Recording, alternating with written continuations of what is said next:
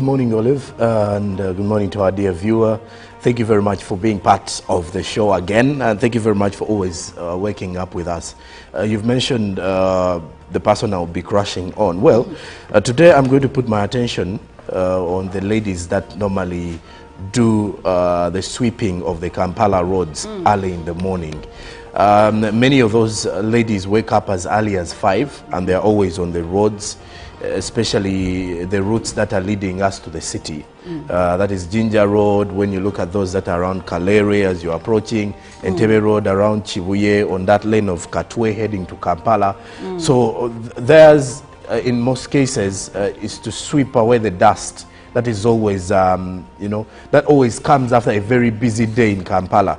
And it's a very, very tedious job if you come to think of it, because waking up early in the morning and you're doing that sweeping for close to 2 hours is not an easy kind of thing that you can do, especially those that are around Ginger Road next to, is it UMI? It is a very, very deadly spot according to many passerbys because of the rate at which the drivers drive. And at times many have been reported dead simply because drivers forget that there is someone in front. They are only shocked when they see a reflector jacket when they are just close to them. And I think it's one of the reasons as to why there is even a zebra crossing that was put in that place. But I celebrate these ladies, or I crush on them today because it's many of them were also victims during the KCCA crisis last year when they had gone months without pay. But of course, also the men who were part of those casual laborers were among those that had gone months without pay. But you can imagine some of these ladies are breadwinners at home. Many of them. And many of them are breadwinners, really. But I crush on them, and here on Good Morning Uganda, we are crushing on you because of the important part you play in keeping our city clean. That's right. I also crush on those ladies today. And Jerome, you did mention Ginger Road, but there are also those ones that are along Shira Road before the traffic lights, and then those that are on along Lugogo Bypass, and those that are here at Acacia Avenue. All these are spots where drivers drive at high speeds, and sometimes, honestly, the ladies are situated in spots where you can easily miss them. That's why it's very important for them to have PPE like reflector jackets. It helps a lot for them to be identified and for them to not find themselves in a precarious position where probably they get into accidents. But before we get into the stories that have stood out for us, I would like to know who Robert Chirabo, you need to know, is crashing on this morning. Good morning, Robert. Good morning to you. How are you, and how is the young lad? I am fine, young lad. Hey, I am doing good, Robert. Yeah, welcome back, Robert. First, before I even crush on any woman, I want to congratulate my friend, a son of Uganda's soil, Major General Felix Kulaije. Upon his appointment, he's been Brigadier General, but now he moves to Major General because the CDF appointed him after recognizing his exceptional performance. So I congratulate you, and of course the sky is the limit. Now, to me today, I choose to crush on all women that have broken all odds and done jobs that were once dominated by men. When I was coming from Mubende for the celebrations to mark 39 years of NRA, I met a woman who was driving a bus. These huge buses, I want to mention the company. And she got out to Mubende to buy something, and I said, this is a woman driving. I actually think it's nice to mention the company so that we know which company is that inclusive. That was linked. Such a job. So I said, wow, it is a lady. Then along the same way, I don't know what was happening, I met a woman on an electric pole up. I'm like, but that looks like a woman. No, that body. So I had some argument, and later it was a lady. So these women, those jobs that were once dominated by men, and you've chosen, I don't know, there are quite a number. Even when you meet one in the garage, going under the car, that is also something that we thought were for men. So I want to crush on those women, that they have said, no, against all odds, we shall do what you do. Well, thank you so much, Robert. Yeah, it's very important. Actually, at the garage where I take my car, one of the people that usually work on it is a woman. So we crush on those ladies too, the ones that have broken through the glass ceiling and are doing jobs that were mainly dominated by men. Well, in the news that we received sometime yesterday, the Chief of Defense Forces and Senior Presidential Advisor on Special Operations, General Muhoozi Kainerugaba, promoted Brigadier General Felix Kulaije, the Director of Defense Public Information, to the rank of Acting Major General due to his excellent long service and representation of the UPDF in the public domain. The Ministry of Defense and Veteran Affairs, and indeed the UPDF family, congratulates the General Officer for the promotion. Well deserved. And here at Good Morning Uganda, we say congratulations, sir. Now let's have a look at our local news. We'll begin with President Yoweri Kaguta Museveni, who yesterday kicked off the Parish Development Model Assessment visit to Lango sub-region. He visited different farmers in Kole and Lila district. He was impressed with the participation of citizens in wealth creation and PDM project. Museveni also visited Amorata district, where he interacted with Joel Okello, a model farmer who is doing farming and cattle keeping. President Yoweri Kaguta Museveni started his wealth creation and PDM tour of Lango sub-region. He started the tour in Amorata district, where he inspected a number of farmers, including Okello, who is a distinguished model farmer. President was also in company of the First Lady Janet Kataha Museveni. Akoi Rose, a beneficiary of the Parish Development Model Funds in Kole district, is among those who hosted the president. Akoi thanked the president for the PDM seed capital, although she needed more support. The president concluded the first day of his tour in Lila district, where he visited Apio Viki, another PDM beneficiary. The president will be in Langor until Friday. The Commissioner General of Uganda Prisons, Dr. Johnson Byabashaija, has assured Parliament that the former president for FDC, retired Colonel Dr. Kizza Besigye, is safe in Luzira Upper Prison. The safe restrictions of accessing him are aimed to give no room of those who may want to harm him. Byabashaija made the remarks while appearing before the Human Rights Committee of Parliament. Members of Parliament on the Committee of Human Rights have interacted with the Commissioner General Uganda Prisons following their visit to assess the condition of detained former president of the Forum for Democratic Change, Kizza Besigye, in Luzira Upper Prison. Members of Parliament Francis Mwejuche and Jonathan Orura expressed concern from Dr. Kizza Besigye of denying him access to places of worship on Sunday, unlike other inmates. On the other hand, some members of Parliament said Besigye was not in good health and needed treatment. The Commissioner General of Uganda Prisons, Dr. Byabashaija, told the committee that sometimes he held talks with Besigye's relatives who expressed concern about his life in prison. However, he instructed the in-charge to allow Besigye move freely within the confinements of prison. But they also cautioned why officers in Luzira Upper Prison deny access to Besigye's lawyer, Elias Lukwago, having indicated in their response to Parliament that legal representation is never interfered with. Responding to the 19th January incident, the Commissioner General Byabashaija told the committee that the Assistant Superintendent went to Besigye's ward at a time of changing shift. Meanwhile, MPs observed the congestion in Luzira Upper Prison. Byabashaija said they are currently having 80,000 prisoners within limited funding. And away from that, President Museveni has signed the National Sports Amendment Bill 2024 into law.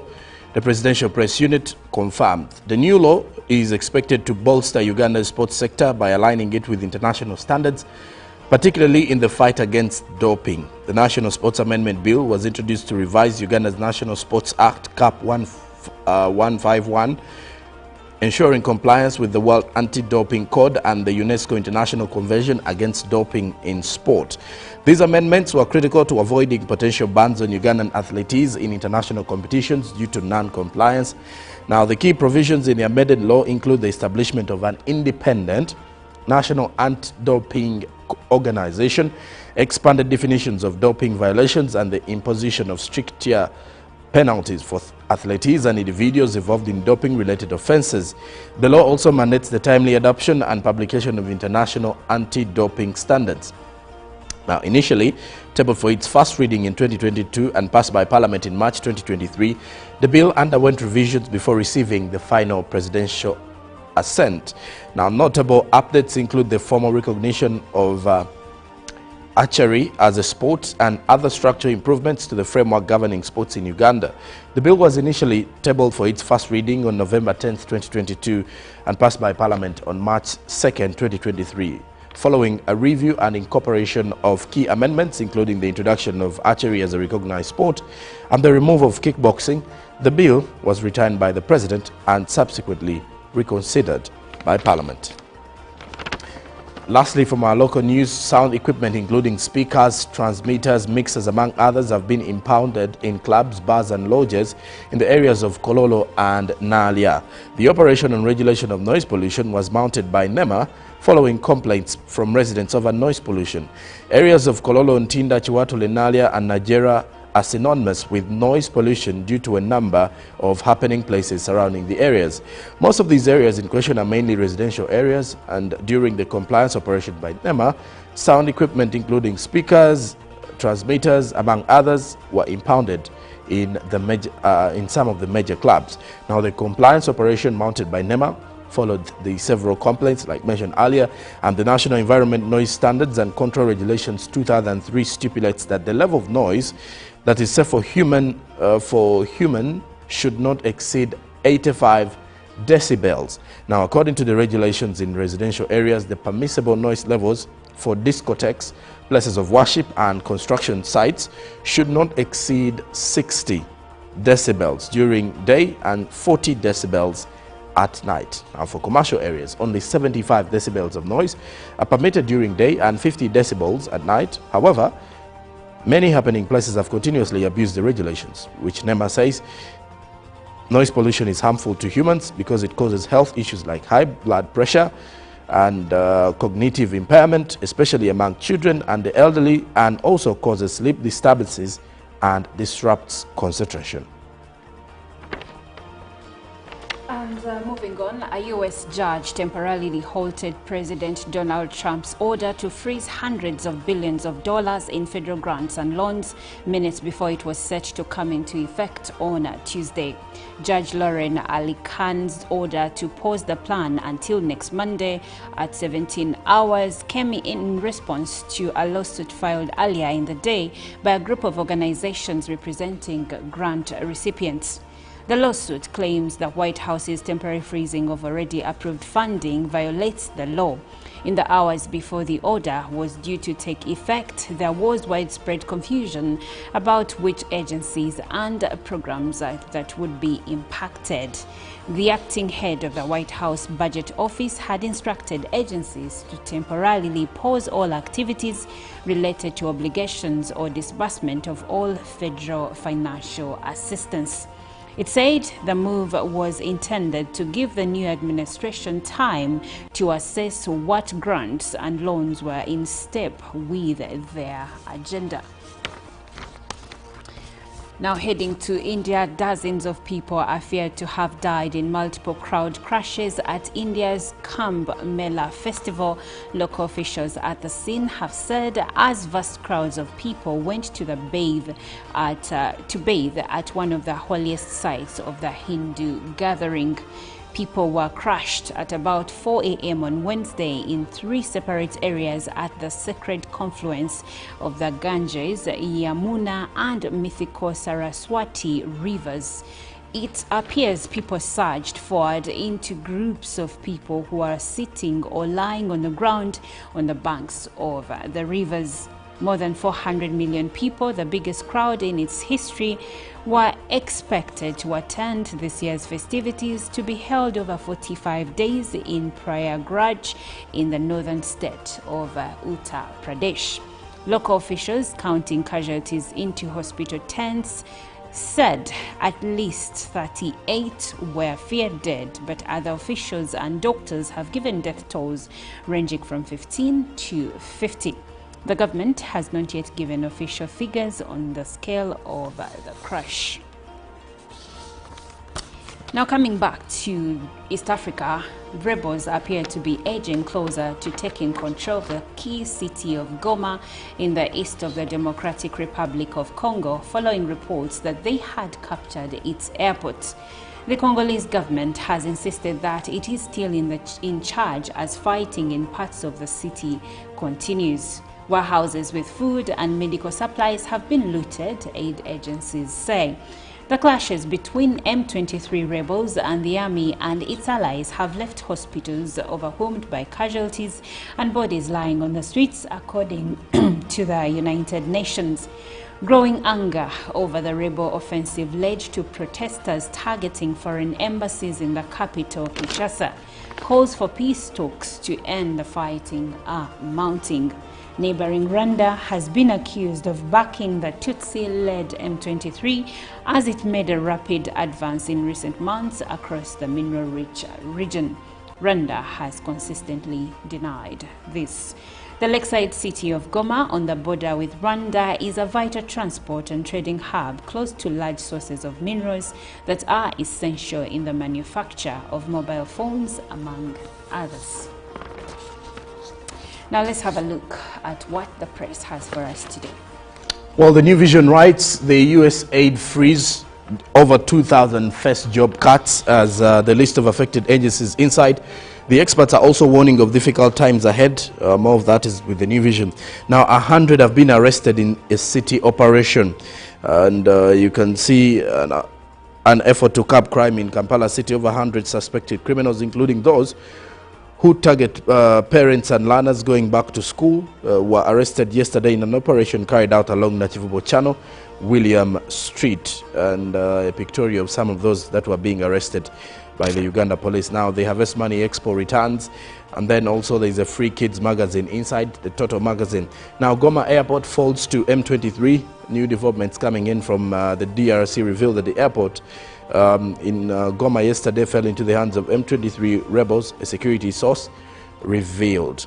Now, President Museveni rallies Lango on wealth creation as 2,000 schools that never got first grades have also been highlighted.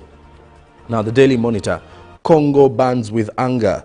In between the lines is tension. The fall of Goma to M23 rebels and the escalating chaos in the DRC capital of Kinshasa has drawn global attention and triggered calls for an immediate solution to the crisis. Then also you can see a protesters setting fire on the streets of the DRC capital yesterday. A protester holds a banner taken from the entrance to Uganda's embassy as it got looted. Then also in the other news, members of parliament mount pressure on government over aid cuts. And then the return of Maruzi Ranch is also within the Daily Monitor. Now, road to 2026, why bad roads may take home incumbents in Butaleja. Now, also in business, 330 billion shillings tied up in tax disputes. And in the home's perspective, how to spot a fresh upgrader neighborhood. And lastly, no early retirement of public servants, according to what is coming in from the developments here in the Daily Monitor. Now, the Daily Nation writes, in Kenya, DRC erupts. Region in crisis. Kenya has demanded reparations from Kinshasa for embassy attack. And then you can read about when the FBI came to ESCC's help in war on graft. And then there is also a new revelation, 389 billion Kenyan shillings tied up in commercial court cases. And then Kochi Muli says, from aspiring IEBC commissioner to sitting on panel to pick Paul's team. Now, in matters sport, Champions League, all to fight for on final day of group matches. Giants, Bayern, Real Madrid, Man City could face elimination. Now, lastly, from the Citizen, Africa, embarks on 5-year plan to power 3 million people, 300 million people. The African leaders yesterday pledged to deliver reliable, affordable and sustainable energy to 300 million people across the continent by 2030, marking a historic commitment. And the committed funds by development partners, AFDB committed $18.2 billion, World Bank $22 billion, Asian Investment Bank $1.5 billion, then the Rockefeller Foundation $20 billion, Islamic Development Bank $2.65 billion, and OPEC Fund did commit $1 billion. Now, the East African community calls for AI-powered customs to fight illicit trade, as Tanzania and Kenya join forces to tackle rising cancer burden in women and girls. Now, Nchimbi's nomination and impact on the 2030 presidential hopefuls. And then in the matters disaster, the national disaster, lightning strike killed 7 and injures 82 at school. And that does it for our press review this Wednesday. Well, join us at exactly 7 for a conversation in our newsreel, where we share our individual perspectives on topical issues within the country. Stick around. Live from this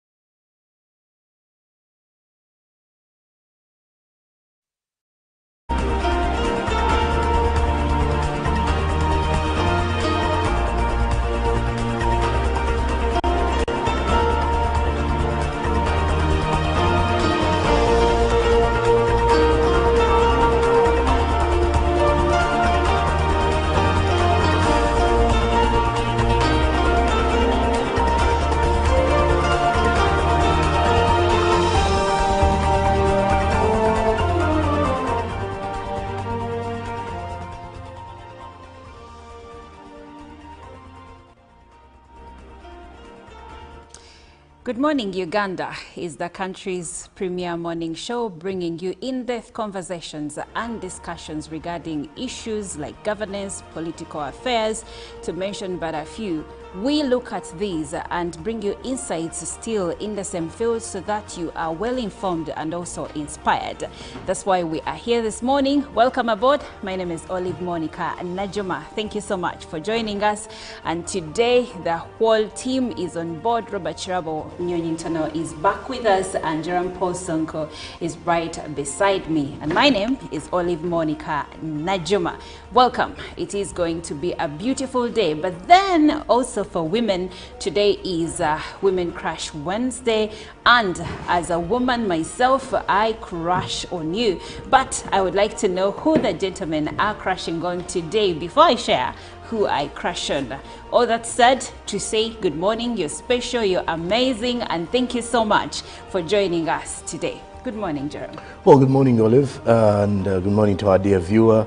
Thank you very much for being part of the show again, and thank you very much for always waking up with us.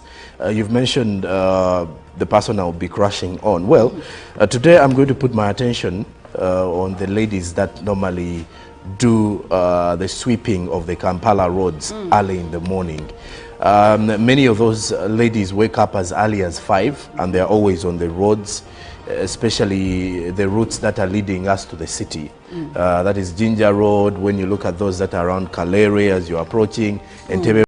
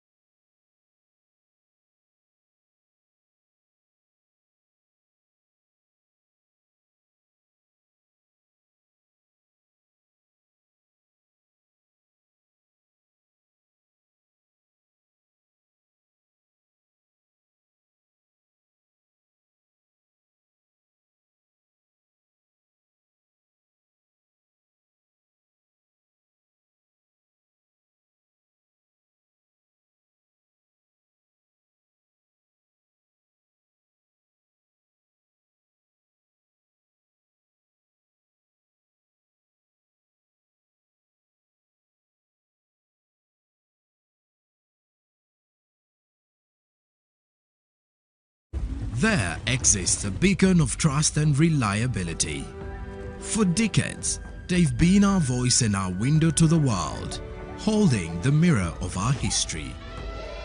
With 4 TV stations and 11 radio channels spanning 27 languages, they stand as guardians of information, defenders of truth. With Maskari Heritage Advantage, they uphold every citizen's right to reliable and free information. Their archive stories shaped our past and illuminate our present. Yet now, as new challenges arise and the world evolves, their mission faces its greatest test yet. Be part of our journey and let's navigate the unknown, uncover the untold, and safeguard our future together. Tune into your public broadcaster, for it is the intersection of trust and truth. Because to UBC, your story, every story, and every voice matters. UBC, inspiring Uganda.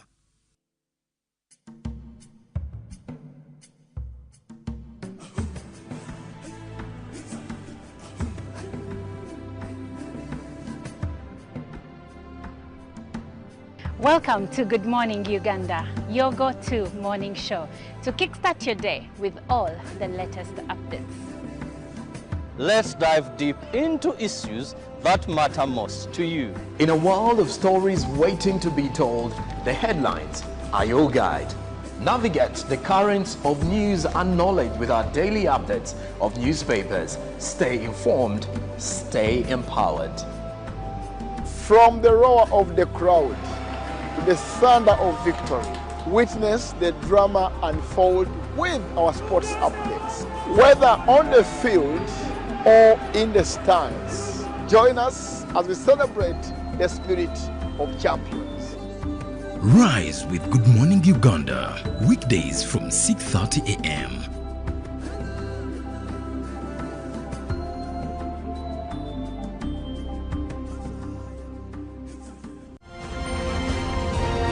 Live from UBC Studios in Kampala, this is Good Morning Uganda.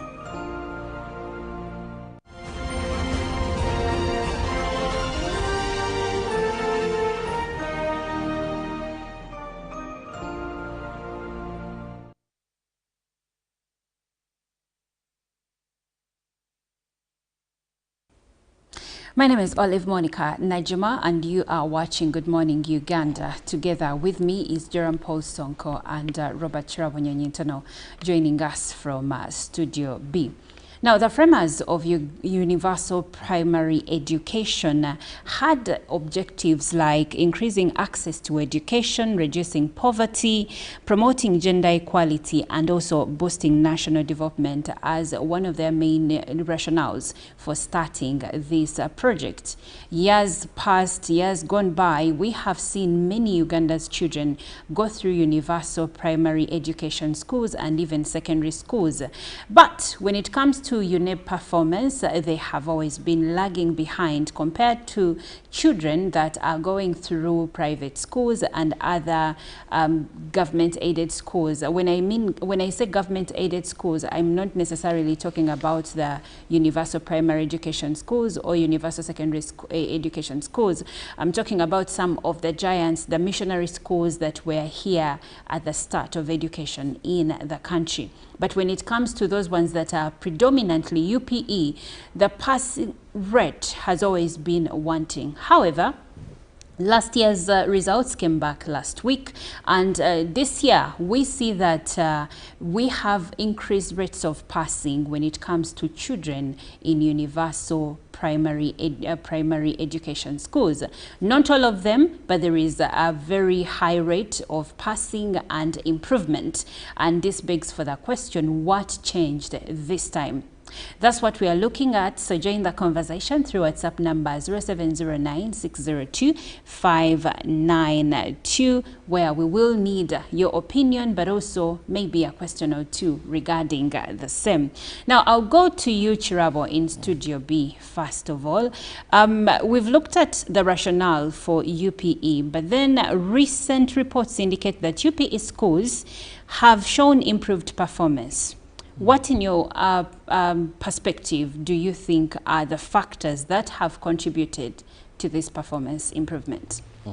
Thank you, Olive. First, I want to say there could be a number of factors, but I want to begin by raising the matter of charges that are being put in some of these UPE schools.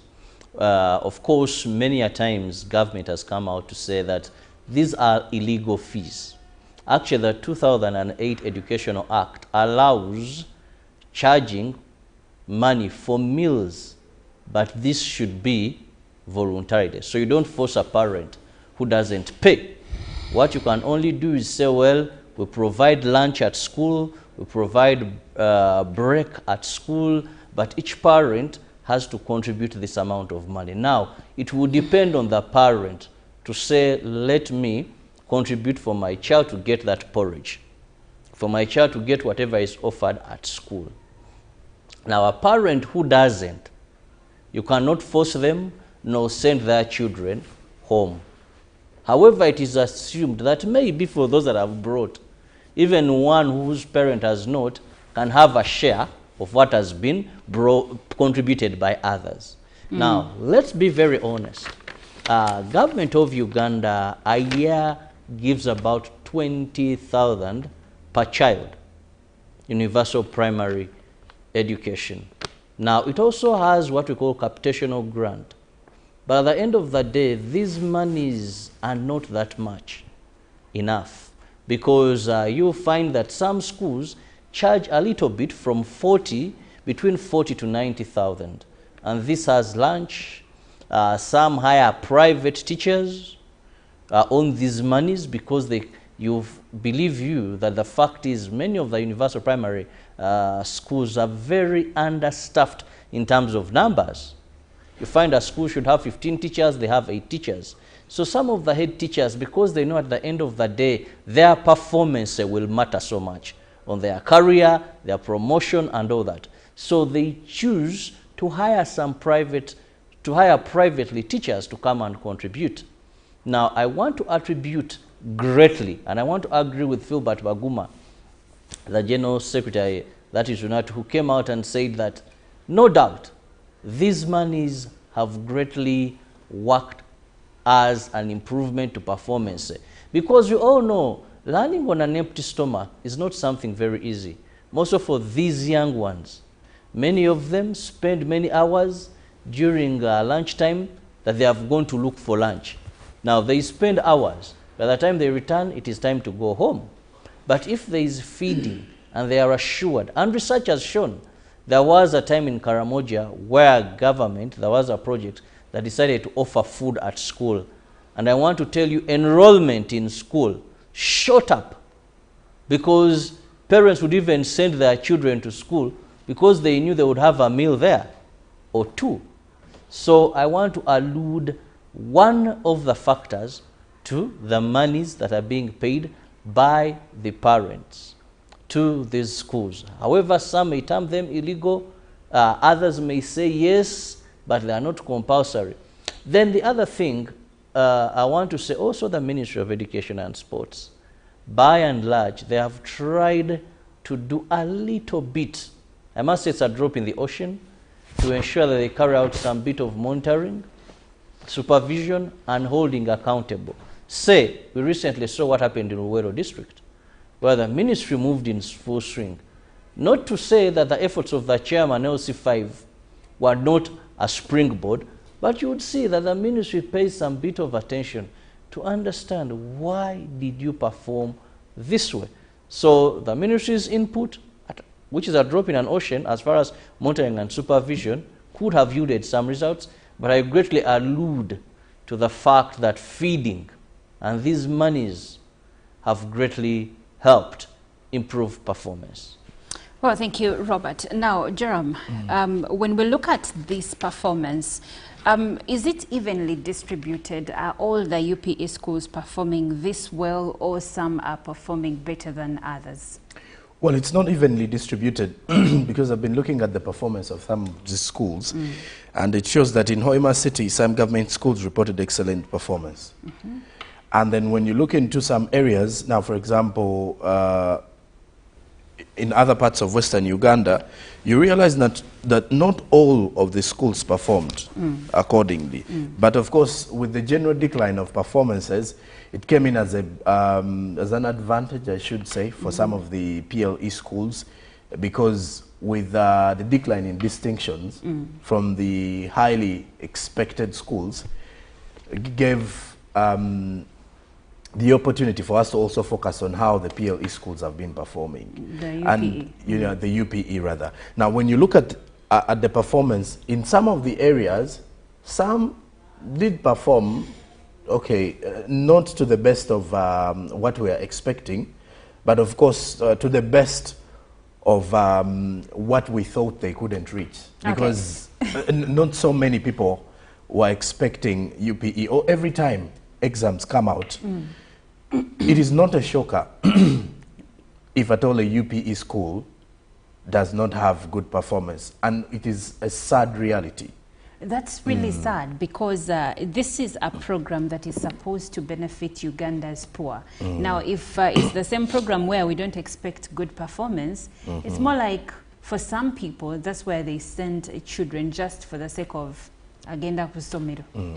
But again, also, Olive, when you look at the UPE schools, when it comes to why most of them do not perform as much, is going back to the quality of education being offered. And the quality of education is highly dependent on so many things at play. One, the quality of the teachers, the quality of the facilities available, and then the level of the pupils themselves, because some of the private institutions that we are having in the country did not also perform according to the expectations, according to the setting of our education system. Is that is that because of the less force? But how you see, it's two-way. They didn't get the force that they have been predominantly getting, but do they have more first grades compared to? Well, they do schools? have. They do have. More first grades. However, many of them were not happy with the level of first grades that they have. Remember, most of these schools have been riding on the pride of having more super fast grades, what we call super fast grades 4, 5, 6. Yes. Because that is how our education system has been designed over the years. Now, when you look at the decline of the 4s and the 5s and the 6s, because you've got to see many of the high-end private schools that we've been knowing in primary celebrating 7s, 8s, and 9s, meaning that kind of puts you at a level where we used to see PLE schools over-celebrate. And on the side, this is where I was saying, it came as an advantage for the UPE schools, because back then, when a UPE school would celebrate a 9 or 8, people would ask, why are they celebrating it? Now we are seeing private institutions also greatly celebrating these as their best. And when it comes to the UPE schools, the unfortunate bit is we've all seen the shambles of some of the UPE schools, especially in upcountry areas, because this is where most of them are, the majority of the UPE schools are. In the urban centers, most of these UPE schools are not entirely government funded. There is a board that makes it a little bit privatized. And this is where you're seeing, because by the look of things, the structure of the UPE is you're not supposed to pay an extra charge. However, with the school boards within these UPE schools in different areas, normally come up with certain fees. It can be developmental fees that is paid every term. They will also come up with, let's say, lunch fees. Others also have a few fees that they attach to given a program that may come in. It might be MDD or Sports Day that will be coming in along the way. And this also helps in the facilitation of education. However, it is not something that was designed for this structure. Now, when you look at the UPE schools, in most cases, even parents paying for, let's say, lunch is very difficult, because many of the head teachers in most of these schools, UPE, even USCE, have always come out to call upon the parents that if at all there is a way you can support your child to have something to eat, please help us out, because we also wait for money from the government at times and it doesn't come. And I love the fact that the government is going to be taking on the case of the feeding, because of the fact that we need to also help on the nutrition levels of these children and deal with malnutrition right from schools.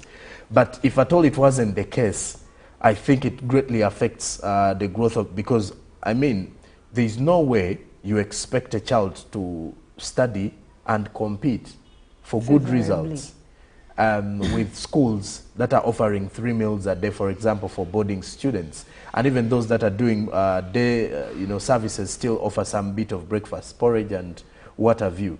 But many of the other schools, especially UPE, will only have a meal a day, and that meal is supposed to be sponsored by the parents who are able, because not all parents have the chance to pay for this school, for these fees. Now, the Uganda National Teachers Union General Secretary Philbert Baguma says that this performance improvement when it comes to UPE schools is mainly because of the extra charges by these schools. That's why we have some performing way better than others.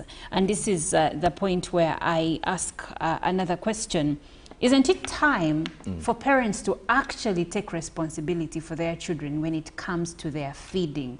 Because the government and other players keep saying it's illegal to charge these fees. But if you are a parent and you know that government is paying for fees and everything else, is it really that bad or terrible for one to suggest that, you know what, we need some extra fees to feed your child? Well, it's on the side of the parents, I think at times the parents are not being considerate. Why am I using the word considerate? That, as you've said, you're having the government clearing the fees for your child, meaning the least you can do is provide a meal, because even when your child is back at home, they're supposed to be eating something. And when you look at what happens in most of the rural settings, after a child is done with school, the next they will do is do some house chores or head to the garden and do some digging. And these are the realities on ground. Meaning the parents are not being supportive of the education system in any way.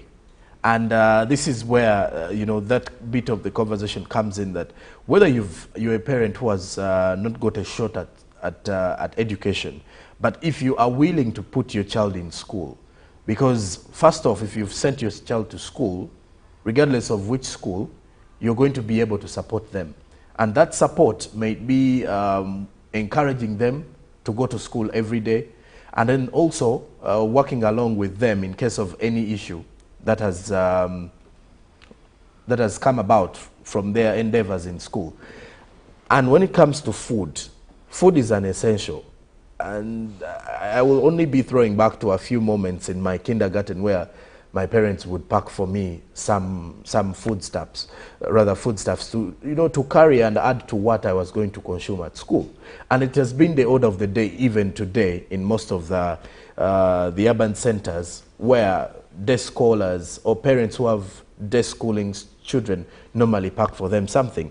And when you ask about, is it the time for the parents to step up, it's not even about the time. As a parent, you have to step up. And regardless of the situations that we are in economically, this is your child at the end of it all.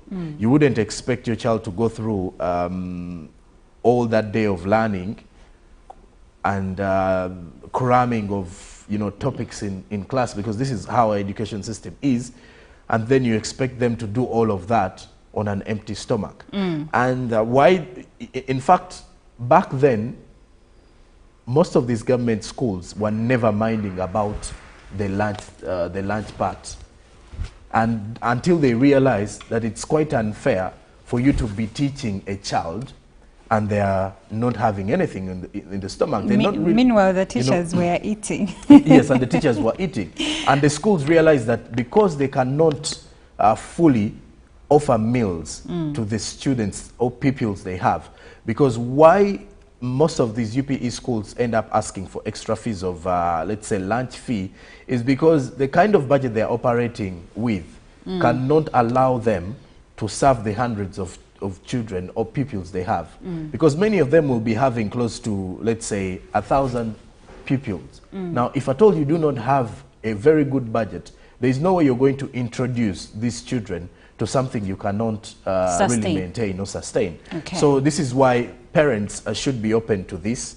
But, of course, under the discussions, you realize that the government is also willing to step up and offer the meals for the parents. Okay, thank you so much, Jerome. Now you can join the conversation. The number is on your screen. It is 2592. You can send a direct message or you can send a WhatsApp message sharing your view and sharing your view, because we are having a look at the equity and accessibility concerns when it comes to universal primary education schools, but also universal secondary school education schools. And I have a few comments coming through. Keep them coming. I will share them. Now, Chirabo, the Equal Opportunities Commission supports Philbert Baguma's concerns.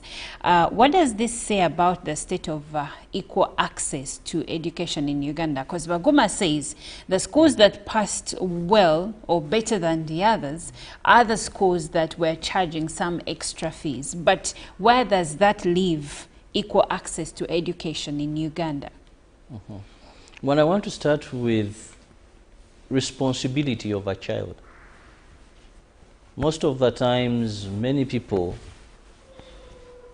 believe that they are not that responsible when it comes to their children, because why would we even be discussing issues of feeding being a problem to our education system unless in areas we know that are predominantly going through food shortages?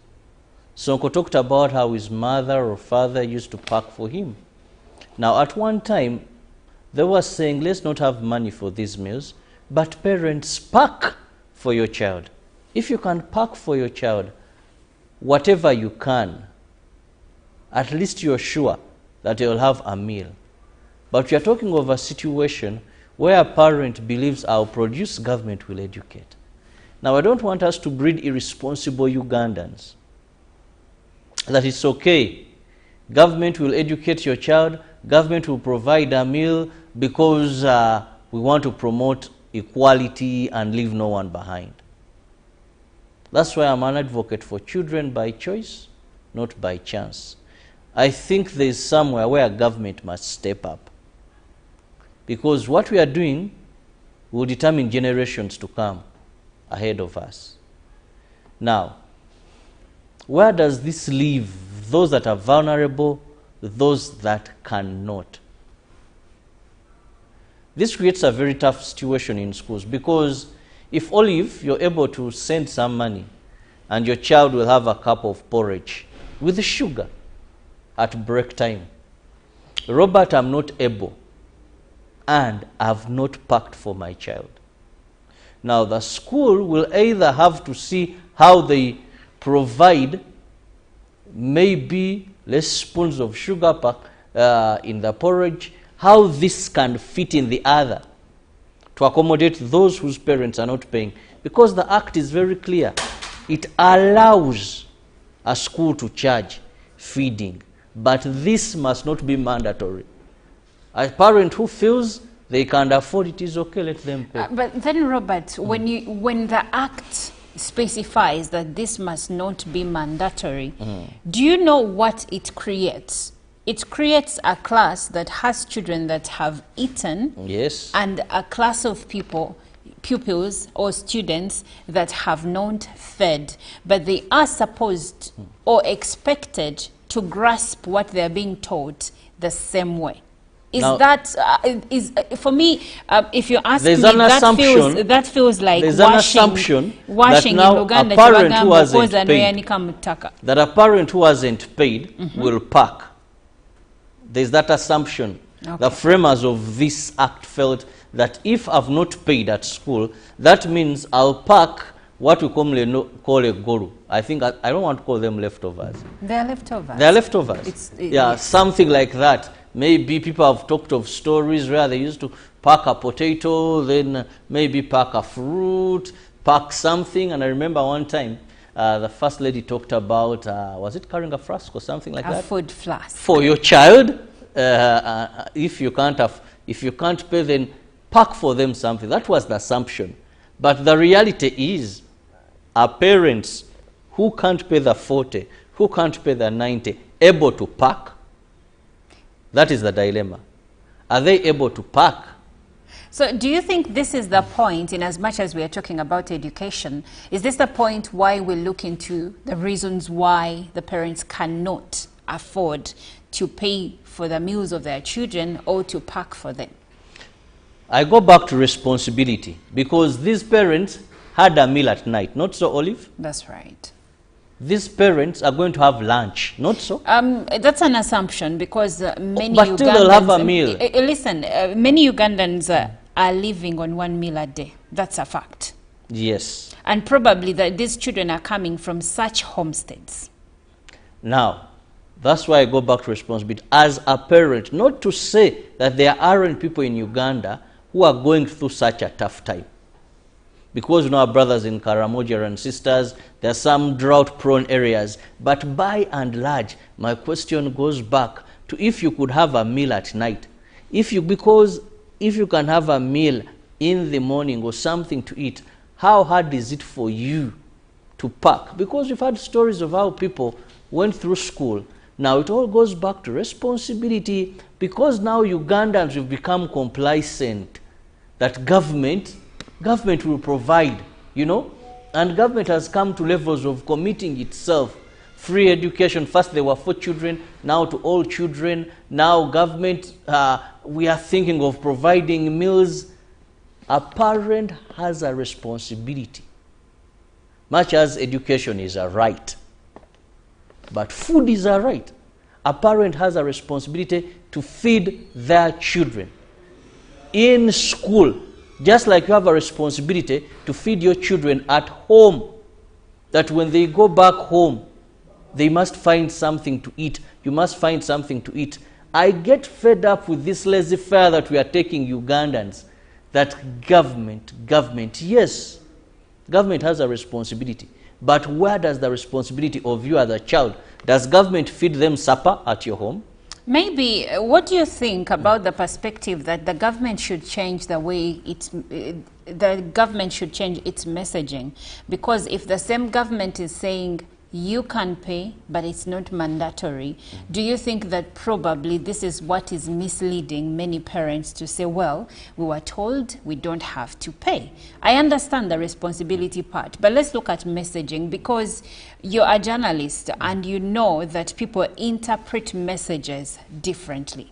I want to agree with you 100%. This is a confusion, because when a parent hears and it's very clear that no charging any amount of money.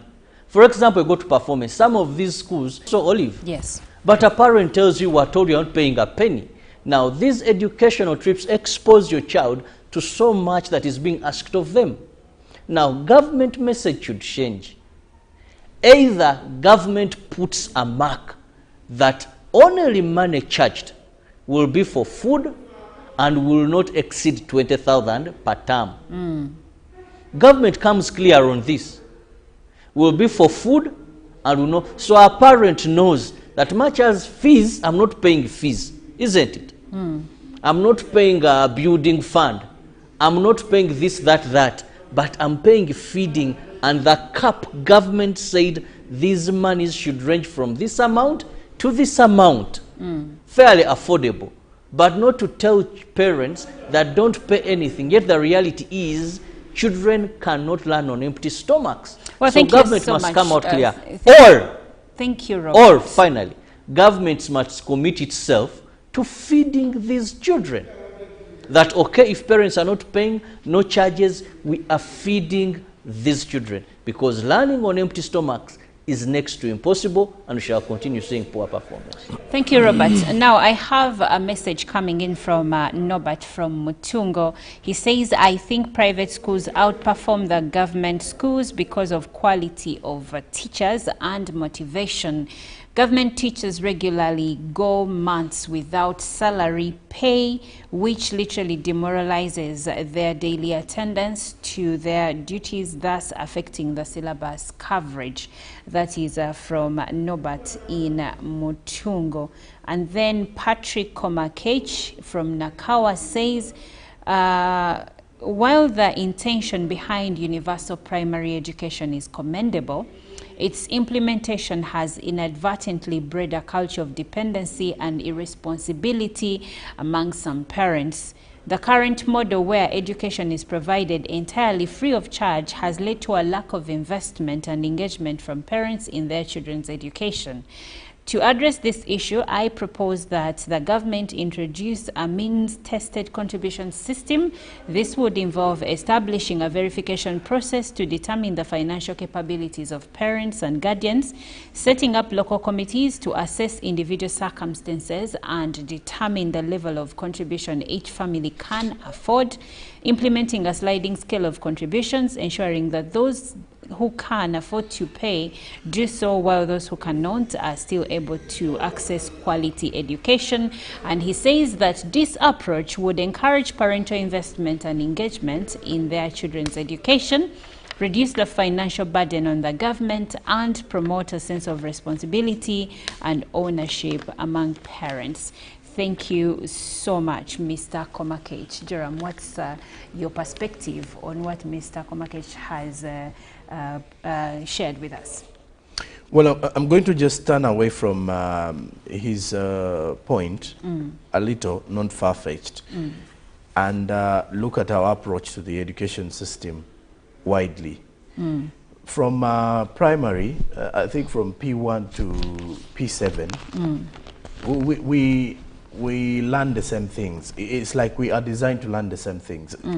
It's just changing a bit. Approach. Yeah, changing approach, or let's say the topics of focus, and maybe from primary to P2, where, you know, we generalize and get to 4 subjects of SST, PLE, and all of that. Now, during that time of studying, there's a lot of work in cram work.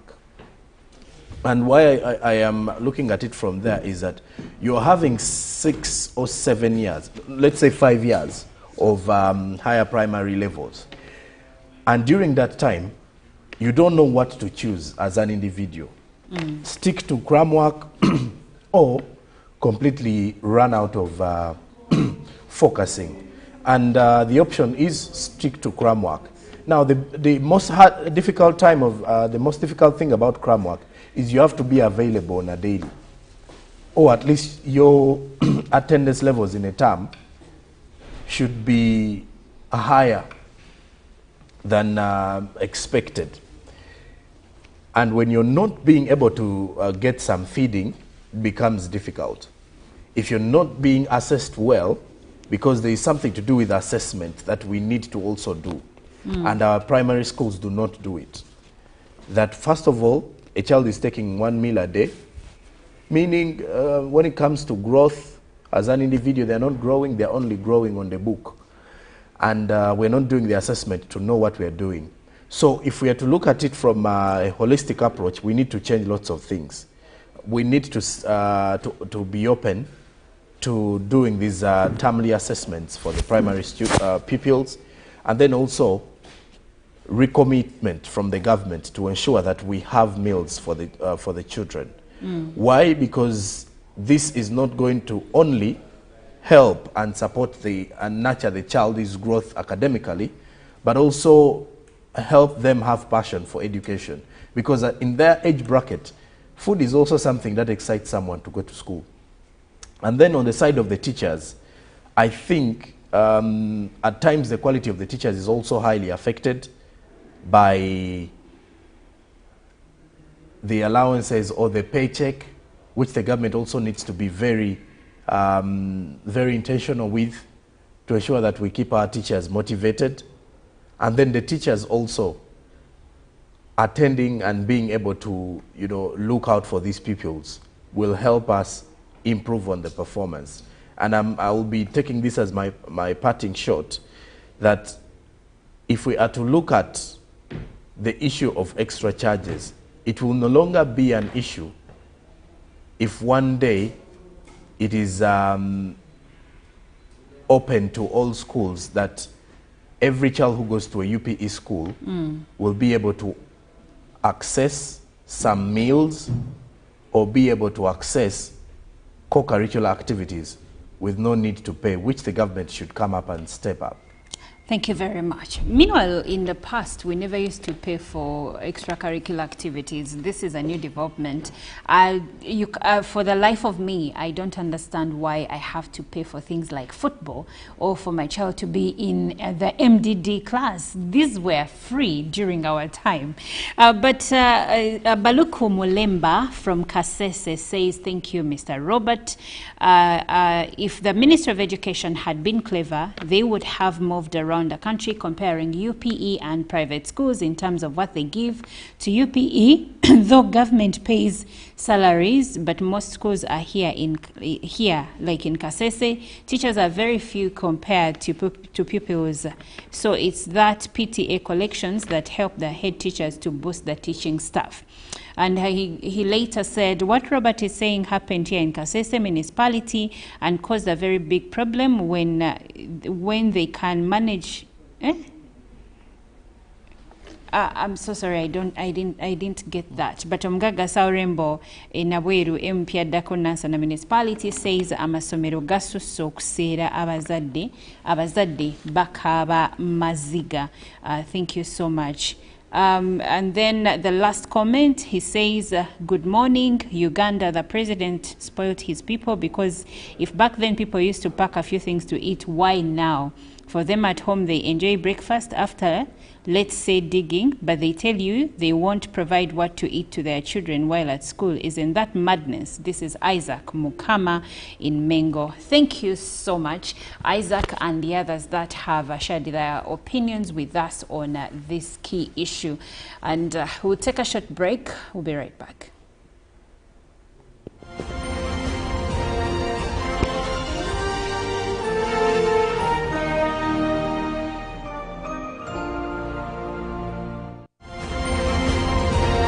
Live from UPC Studios in Kampala, this is Good Morning Uganda. In a nation hungry for truth, a world where every story matters, there exists a beacon of trust and reliability.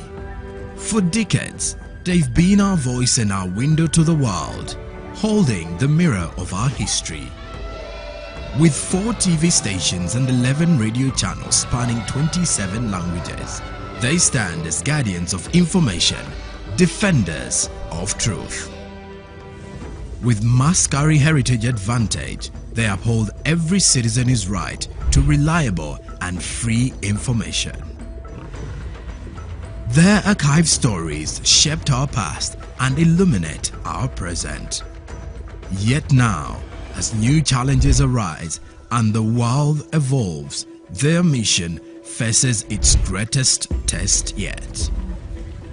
Be part of our journey and let's navigate the unknown, uncover the untold, and safeguard our future together.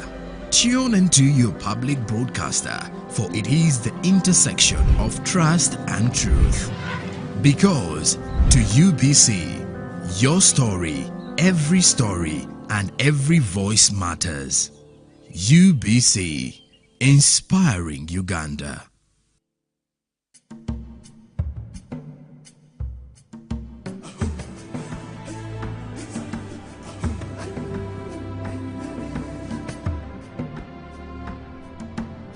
Welcome to Good Morning Uganda, your go-to morning show to kickstart your day with all the latest updates. Let's dive deep into issues that matter most to you. In a world of stories waiting to be told, the headlines are your guide. Navigate the currents of news and knowledge with our daily updates of newspapers. Stay informed, stay empowered. From the roar of the crowd to the thunder of victory, witness the drama unfold with our sports updates. Whether on the field or in the stands, join us as we celebrate the spirit of champions. Rise with Good Morning Uganda, weekdays from 6:30 a.m.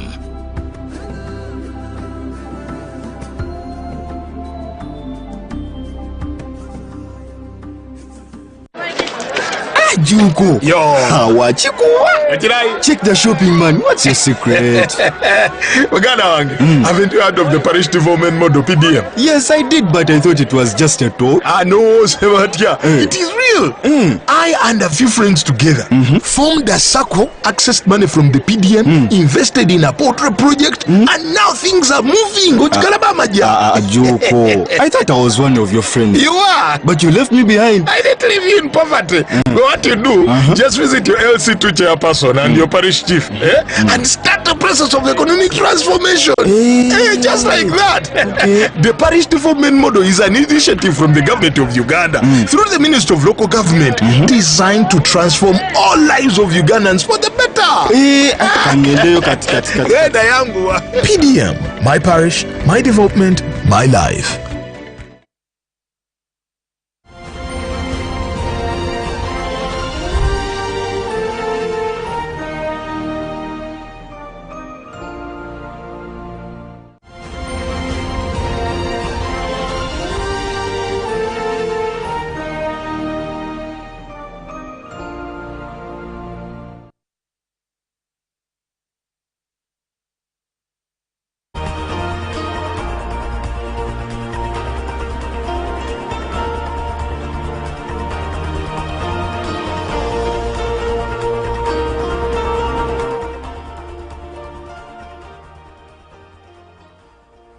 As we start off business this morning, Uganda has risen from the 9th place in 2017 to the 4th place in the 2024 ABSA Financial Markets Index. At the report released in Kampala, the Deputy Governor Bank of Uganda, Atig Ego, hailed the steady progress, noting that the performance is a testament of a resilient economic driven by strong macroeconomic performance and transparency. While Uganda celebrates this milestone achievement, it's imperative to recognize that there is still a lot of work to do. According to Dr. Ating Ego, the acting Governor, Bank of Uganda. Now, this year, Uganda's score increased to 63, driven by strong macroeconomic performance and transparency. While the asset is welcome, the finance industry leaders acknowledge that continuous efforts are also necessary. This positive trend encompasses all 6 essential pillars that drive the financial market development: market depth, access to foreign exchange, market transparency, local investor capacity, macroeconomic opportunity, and the enforceability of financial agreements. Now, according to the 2024 edition of the index, an impressive 82% of 29 participating countries reported improved scores, marking the highest level of enhancement in 7 years. And away from that, palm oil growing is being fronted as one of the alternative commercial agriculture ventures in the Busoga sub-region. Area leaders say that the palm oil trees so far sampled indicate promising results. Both Pastis Namuganza, the State Minister for Housing, and Rukia Isanga Nakadama, the third Deputy Prime Minister, see the venture as an economic game changer for the sub-region. Now, until recently, sugarcane growing was the main known venture and cash crop for Busoga sub-region. This is, however, shifting to other undertakings to socially and economically empower sugarcane farmers with small pieces of land.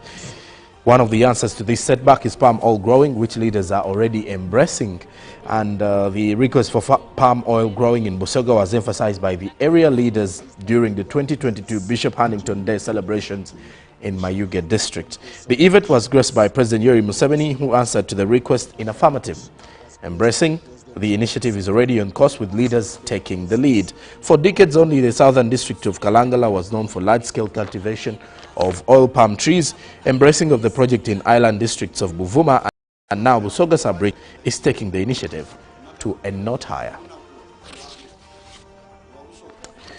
Well, back to Parliament, because the August House has held a consultative meeting with sugar growers and millers as a follow-up on issues they agreed on as far as the Sugar Amendment Bill is concerned.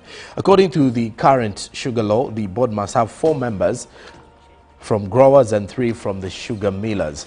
And with more discussions of the same in Parliament, the Deputy Speaker, Thomas Tayebwa, revealed that this was to make it purposeful of affirmative action because farmers at this rate are weaker. In the amendment, they have proposed to change the name from board to council, and issues of who takes the position will be catered for in the regulations made by the Ministry of Trade. The percentage in the formula of the minimum price of a ton of sugarcane and the byproducts brought contention with the millers, saying that they had agreed 60% while the growers had come to a conclusion of 50%. Now, farmers also say that they propose 10% for millers to permit mature sugarcane, and the Deputy Speaker, Thomas Tayebwa, to harmonize this position, proposed a win of 55% and also a grace period of 2 years for millers to invest in byproducts. These proposals attracted different reactions from both the millers and growers, with some growers saying this grace period is not necessary since some millers are already benefiting from the byproducts of the sugar. Now, members of Parliament also from the constituencies that grow sugar, sugarcane, also made their input to the issues raised. And well, lastly, from our business updates this morning, Ugandans have been urged to actively participate in the ongoing land registration process in order to safeguard their land ownership and combat land insecurity and illegal land grabbing. Now, this call was made by the Permanent Secretary of the Ministry of Lands, Dorcas Okalanyi, during a meeting with a delegation from Liberia who are in the country to learn from Uganda's land policies and laws. Uganda's land tenure system is divided in 4 categories. One is customary land, freehold, leasehold, and milo. Now, through its comprehensive policies, the Ministry of Lands and Urban Development has worked tirelessly to ensure that Ugandans get to benefit from secure land ownership. Now, in the same regard, these efforts have drawn the attention of other countries which have come to borrow ideas from Uganda's own approach. Now, Tuesday morning, a delegation from Liberia visited the ministry to benchmark Uganda's land policies, seeking to improve their own system back at home. Now, Daniel Gray Johnson, the project director, Liberia Land Authority, revealed that they also have 4 categories of land in Liberia. However, there is change of names. There is public, private, government land and customary land. Now, however, many people are finding it difficult to register their land. Now, Dorcas Okalanyi, the Permanent Secretary to the Ministry, cited that the Ministry has made significant strides by digitizing land records and rolling out land titles to citizens in a bid to fight land grabbers and reduce on land conflicts within the country. However, despite these achievements, the Ministry is still facing challenges which include underfunding, and also this is affecting many of those involved within the sector, and the Permanent Secretary revealed that this is affecting the ability to deliver services efficiently. Ugandans are now encouraged to register their land for as low as 10,000 Ugandan shillings to ensure they secure ownership and protect themselves from land ownership with the new digital systems available. Now, following their engagement at the ministry, the delegation from Liberia visited the National Land Information System to gain insights on how Uganda manages its land data. And with that, we turn our focus onto the forex market to see how the Ugandan shilling has been faring on the exchange against other currencies.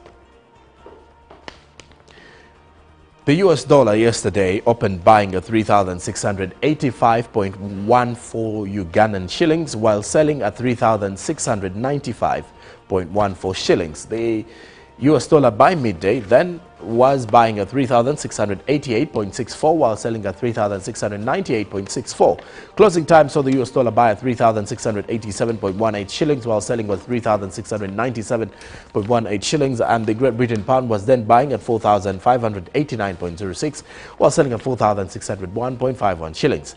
The euro was buying at 3,847.94 shillings while selling at 3,858.37 shillings. The Kenyan shilling was buying at 28.51 shillings while selling at 28.60 shillings, and then the Tanzanian shilling closed buying at 1.44 shillings while selling was 1.45 shillings. Please do note that is how it has been since Monday. And the South African rand has closed its buying rather yesterday by 195.64 while selling then was 196.17. I'll be back tomorrow morning with the latest from the world of business. But for now, Good Morning Uganda continues. We will be up with the Good Morning Uganda agenda at the top of the hour at 8 o'clock. Stick around.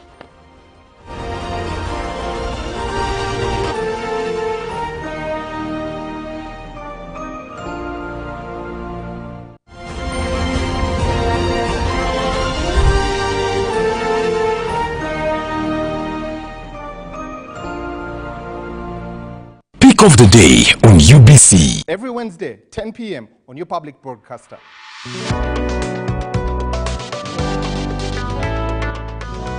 Was brought to you by I'll call you every day, yeah, yo, baby, don't know. You can now get all the Chibuzi out with MTN voice bundles. Call all networks. Kubei Dondoro.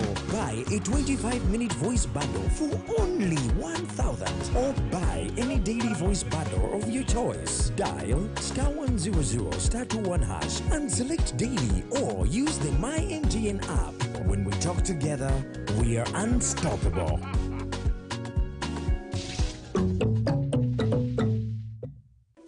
In a nation hungry for truth, a world where every story matters, there exists a beacon of trust and reliability.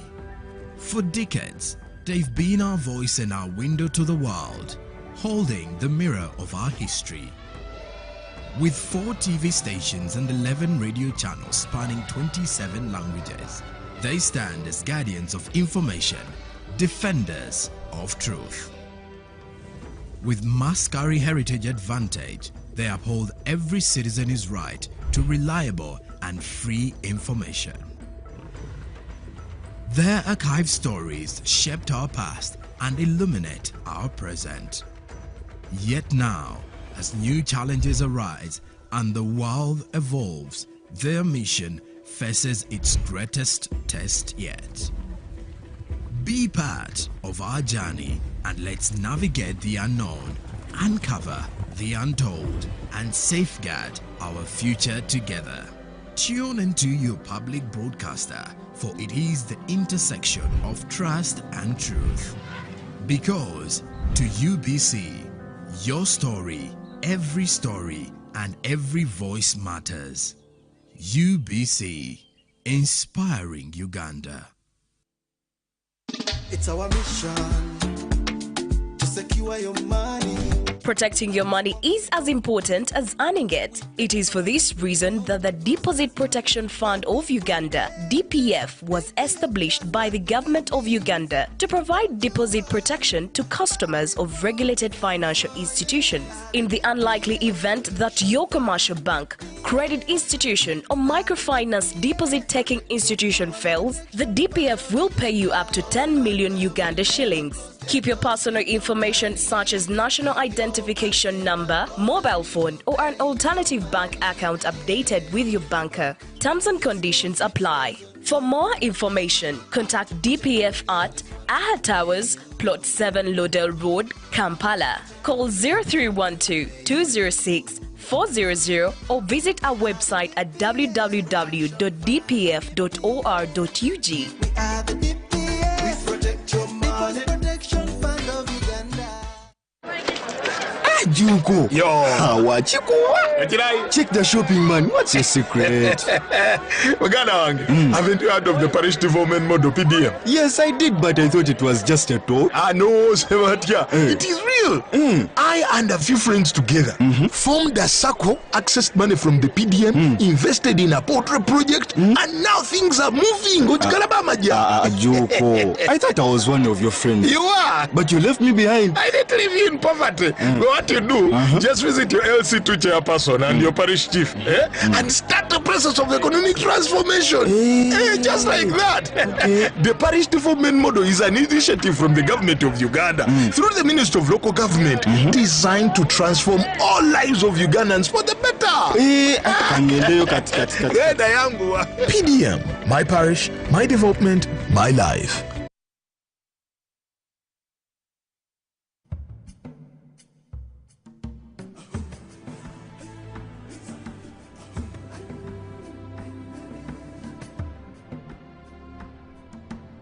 Welcome to Good Morning Uganda, your go-to morning show to kickstart your day with all the latest updates.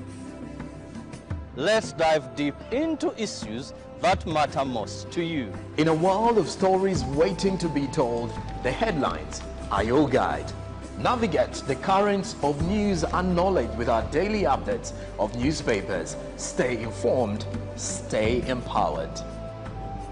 From the roar of the crowd to the thunder of victory, witness the drama unfold with our sports updates.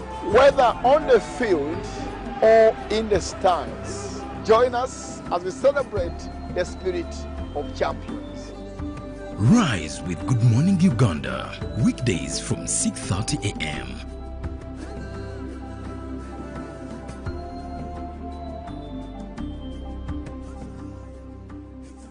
In all these years, we emphasize two words, wealth and jobs. And we try to waken our people up to show them where wealth and jobs come from. The Parish Development Model, PDM, is a bold initiative that is reshaping Uganda's rural economy. By allocating 100 million shillings to each parish annually, PDM empowers households by unlocking opportunities for wealth creation. This program will be maintained. Each year we send 100 million for the parish. If you get the 1 million, you can buy some goats, you can buy some pigs, you can buy even young cows. Farmers are transitioning from subsistence farming to commercial agriculture, laying the groundwork for wealth creation and improved livelihoods. This project started 11 years ago after an inspiration from His Excellency. And that time I was working as a taxi driver. I was doing that Massa business in Soroti, and he was talking about how to improve household income. With the PDM, you bring back the money after 24 months, but in the third year, you would get another 100 million paid back by those who got first. The President's message is a mindset changer. Becoming rich does not mean you should have a lot of land, you should have a lot of education, you just need a vision and implement and start from where you are. So therefore, this PDM is to get all of you out of poverty.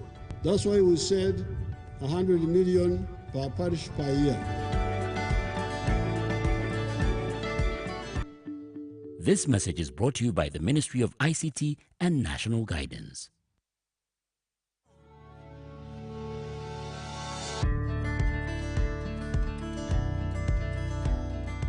Our program of poverty eradication is a must. We want everybody to be involved.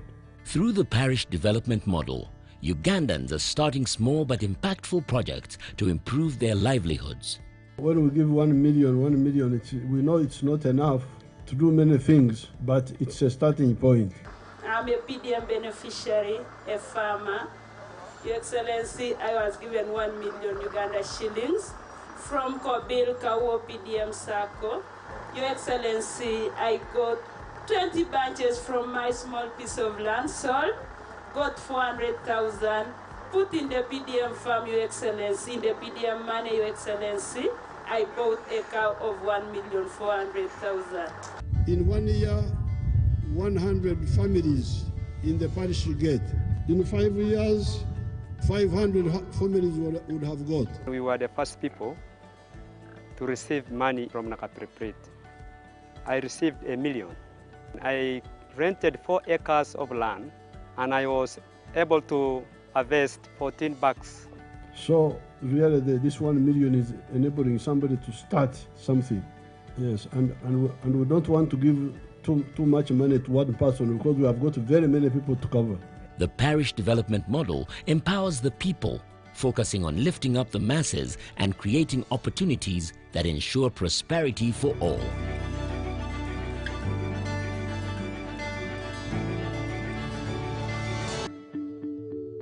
This message is brought to you by the Ministry of ICT and National Guidance. Parish Development Model meno misegese madongo muluki ma Uganda ma President Yoweri Museveni owuodho i oro ganario gi piero gario gatonga malwenyo gi chandi kod medo iko ngeri matich pa government tundori dhano ma piny chako gi muluka otieko dhiro pesa silingi trillion achiel thoni abora beach risakos makalo gana par gi mia beach to ji milion achiel Ghana piero dek gario gi mia achiel gi piero boro gadek to ka Uganda gi pi jinwango pesa madongruok gine. Government ma Uganda foyo wini rojolo chan ma Parish Development Model to wi oro makwanyruok woko inyaka tichiri ich kende mung'ere tek ni okukolera e chidanchonka. Onyo igoko kuri jopiny medo riwruok i wuoth me makelo wirok maber ithenge mating'o malo lim kod ikuopa ji. Wach me okelere rin kod Government Citizen Interaction Center, State House. Live from UBC Studios in Kampala, this is Good Morning Uganda.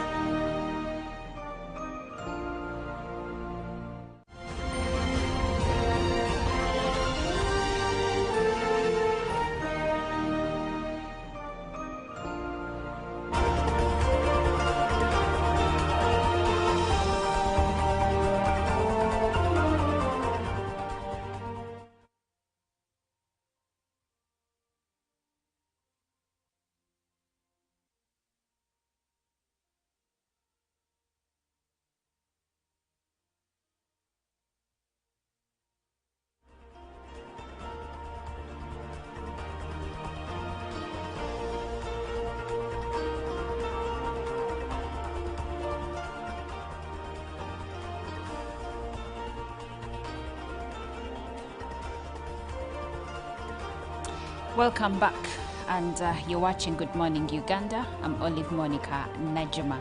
Now, Uganda's social protection system plays a very crucial role in reducing poverty, promoting economic security, and ensuring the well-being of vulnerable populations. From social assistance programs to labor market interventions, these initiatives aim to provide support to the elderly persons, persons with disabilities and low-income households. However, questions do arise about the effectiveness and also funding and sustainability of some of these programs. So we will be looking at Uganda's social care and support services, understanding Uganda's social protection system, and I will be speaking to two gentlemen. That is Mr. Zephaniah Ogen, who is the Senior Program Officer, Policy ESP Program at the Ministry of Gender, Labour and Social Development. I will also be speaking to Mr. Dra Echabo Charles, who is the Coordinator, Anthony Office, UNESCO Uganda, Kampala. Good morning, gentlemen. Good morning. It's a pleasure to have you today. Thank you. A big pleasure indeed. Okay. Good morning, viewer. Yes. So when we look at social protection and all these programs, I'll start with you, Mr. Dra Echabo. First of all, let's just for a brief moment look at what is going on right now. Is UNESCO one of the development partners that are now facing issues with the funding freeze that is happening right now from the United States? Yeah, thank you very much. My name is Charles Dra Echabo, and I'm very glad to be on this show this morning discussing this very important question today. And just before we delve into it, I've been asked to state whether UNESCO is suffering from this wave. I understand we're referring to the executive orders that's coming from the United States that's affecting the stream of funding. I would say for UNESCO that's no, because UNESCO is United Nations, and therefore it's a member state of the nations that come together. So if the United States decision for withdrawing funding affects many other funding streams, it will not exclusively affect or significantly affect UNESCO. So UNESCO is not directly hit by that. All right, thank you so much. I wanted us to clarify and clear that. Yeah, yes, because many initiatives are being affected by that wave for now. Anyway, starting off in our conversation, Mr. Ogen, I'll come back to you. What would you say is social protection, and why is it important for Uganda's development? Good morning, viewers. Thank you for having me on this show. Yeah, social protection is a very important public intervention, and maybe I should just give the background of social protection.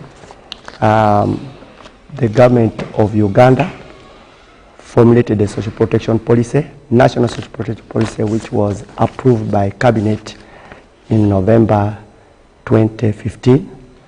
And that policy defines social protection as public and private interventions to address risks and vulnerabilities that expose people, individuals, to income insecurity, and it also leads to undignified lives.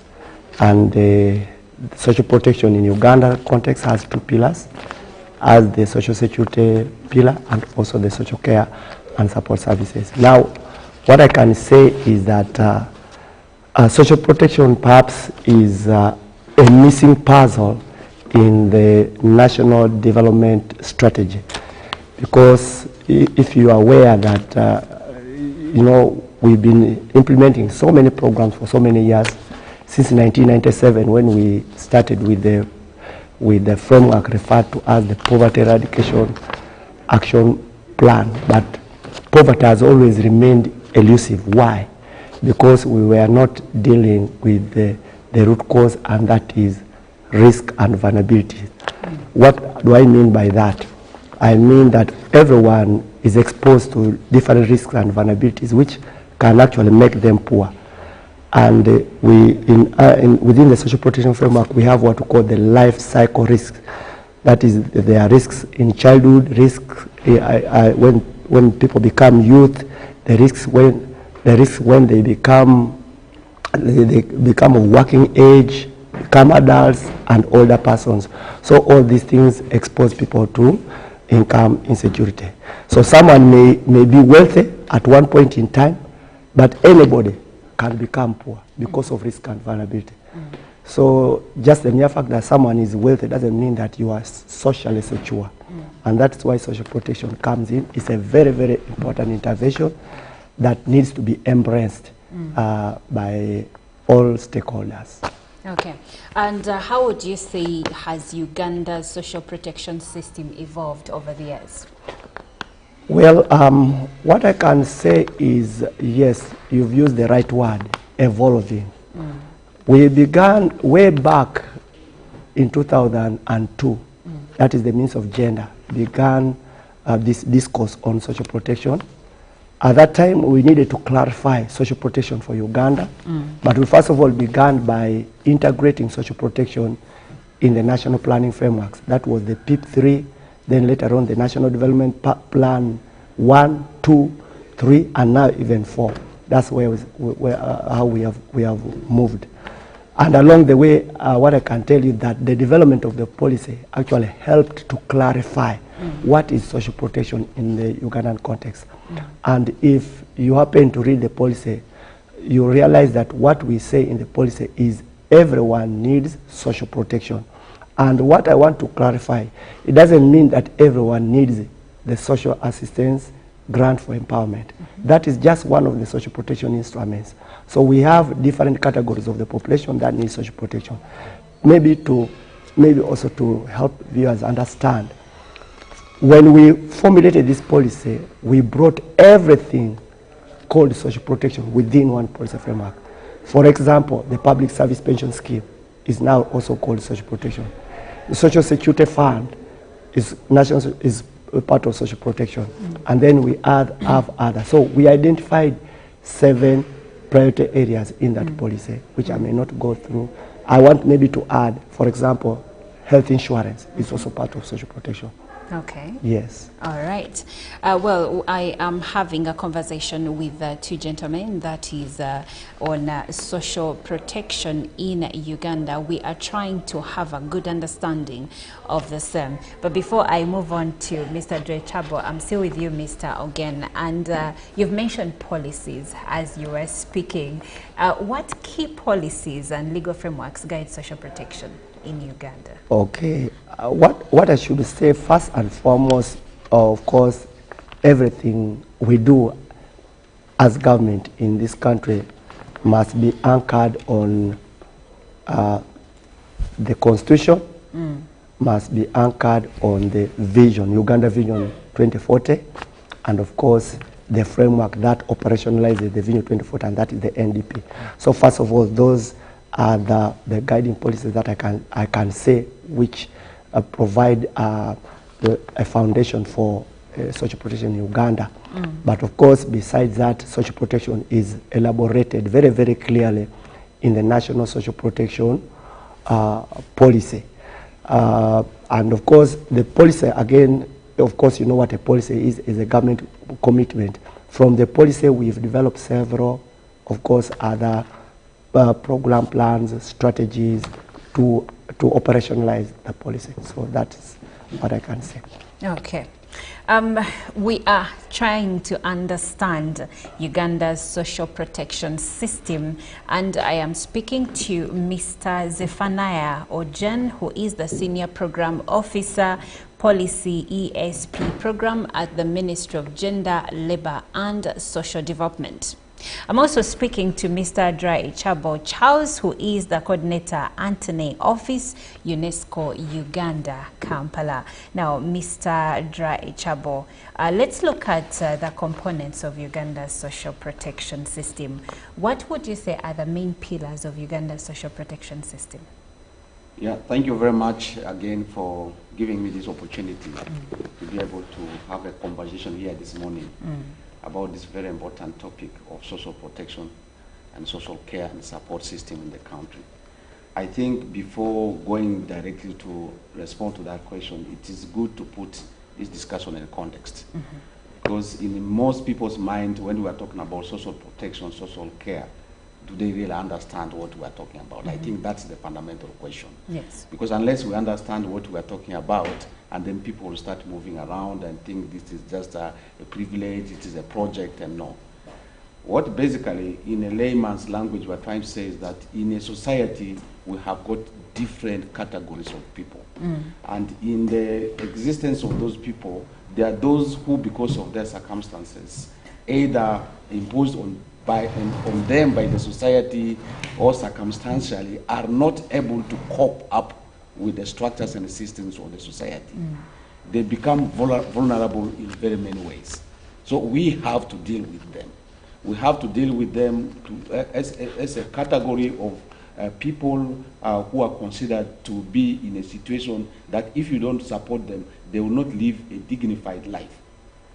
So fundamentally, therefore, what that means is that you have got both in the family, as an individual first of all, in the family, in the community, and in the entire nation, a group of people that have fundamental needs because of their situation that they are being disposed of.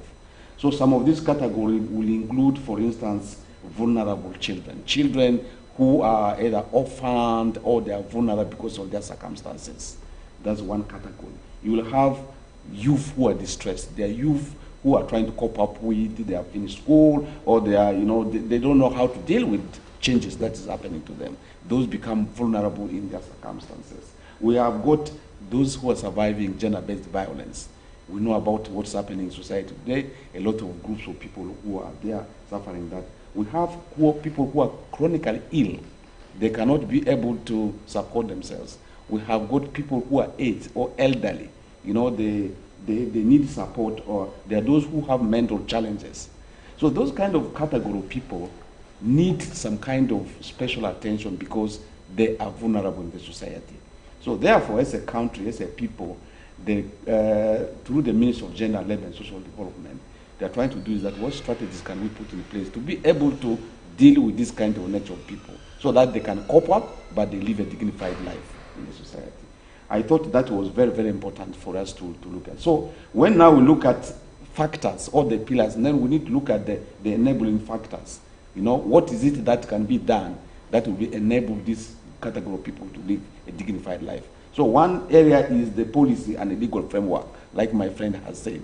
That's very critical because these people have been protected by the law.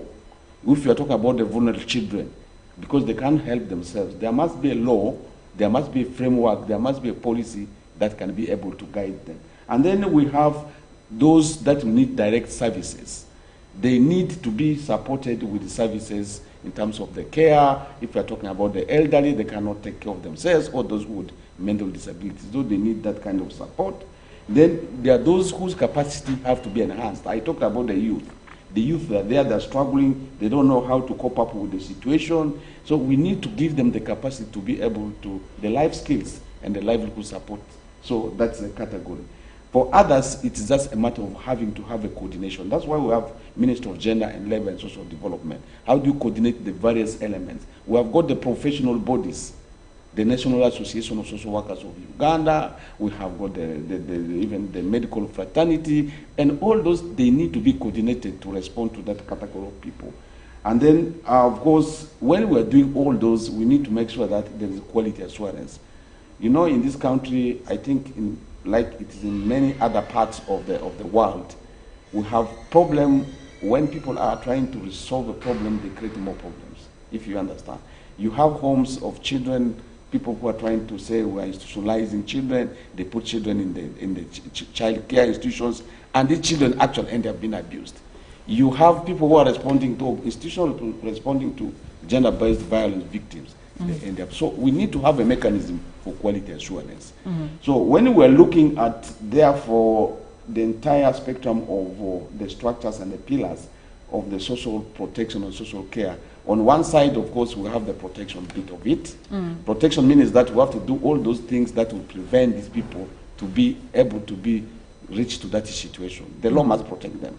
And then there's the pillar which has to do with care and support. You're already in that kind of situation. You need to be provided with remedial services. He was talking about the pension schemes. People who have, you know, retired from their services, they need to be supported. Those who have lost significantly their income, they don't have relatives, they don't have dependents. The state or the government must have a structure to be able to help them, those kind of. How about the survivors? So we have the pillar of protection, and we also have the pillar of social care and support in broad terms, but it must address at the individual level, at the family level, at the community level, and in the entire county to be able to respond to that. Okay. Well, today in our discussion, we are exploring Uganda's social protection landscape, its policies, challenges, and opportunities for improvement. And the gentlemen that I am speaking to have gone to great lengths to help us understand the different facets of the social protection system in the country. Mr. Drachebo, I'm still with you. How do you... the programs that you have mentioned, how do they benefit vulnerable groups such as the elderly? You've talked about, you know, like the protection fund for the elderly so that they can be able to survive, and then the persons with disabilities and low-income families. Yeah. Yes, thank you very much. As I said, there are two broad areas of support for this kind of people. One area is in the side of protection. And the protection is mainly in the aspects of within the legal frameworks, within the laws, and within the constitution. And to make it simple, for instance, if you have a child who has come in conflict with the law, those who others will describe them to be delinquents, those who have fallen outside the law system, there must be child protection laws and the policies to help that children. That, you know, you cannot be able to handle children in a certain way. Those has to be specified. So those children have to be protected under the law. Even you have those survivors of gender-based violence, there must be a mechanism to support them that this kind of behavior is unacceptable legally. And if you do that, then the law must be able to deal with you. The elderly people, for instance, if the elderly people, you have to make sure that there is a law that provides and protects them within the community. You cannot alienate them, you cannot deprive them of their property. In this community, you find sometimes people just think because this is an old person, the person has land, and you just go and grab the land because he cannot protect himself. So the law and the policy must protect those people. So those are some of the examples where they are helped. But on the other side, there is also the care and support. We have orphans and vulnerable children. In the streets, we have children whom you see they're extending their hands to beg. First of all, they're not supposed to be there. The circumstances has pushed them. So we should have stopped as a country them from being there on the street to beg. Now that they are there, what do you do with them? There must be a mechanism to take care of them instead of trying to victimize them. These are already victims. They are in the so we must devise social care support mechanism where we can temporarily put them in an institution and build them and reunite them with their families. We have got homes of children, orphans, who are, also maybe the child's given birth by a mother, and the mother cannot cope up with this and just throw away the child. There must be homes to take care of those children that are in those institutions. And then, of course, for the elderly, as I said, the government has come up with a program of giving them some social support assistance to be able to take care of them and to be able to rehabilitate them. And then there's a category of people with the mental health challenges.